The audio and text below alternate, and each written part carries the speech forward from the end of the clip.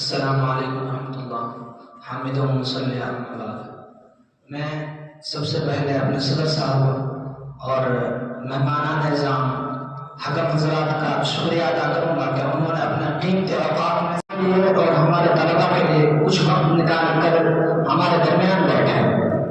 اور آپ صلی اللہ علیہ وسلم کی حدیث ہے من لم یشکر الناس لم یشکر اللہ علیہ.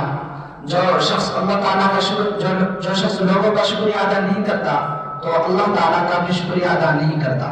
اس لیے میں پھر سے اپنے مہمانان نظام صدر صاحب اور حکم حضرات کا شکریہ ادا کرتا ہوں. اور ایک شعر کے ساتھ اپنے صدر صاحب کے لیے ایک شعر کے ساتھ اپنی بات کو ختم کرتا ہوں کیونکہ وقت نہیں ہے. فقط 5 منٹ ہے نماز میں.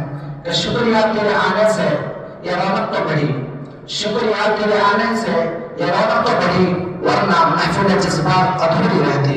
السلام علیکم ورحمۃ اللہ. سبحان اللہ وبحمدہ سبحانک اللہم وبحمدک نشہد ان لا الہ الا انت نستغفرک ونتوب الیک. سبحان ربک رب العزة عما یصفون وسلام علی المرسلین.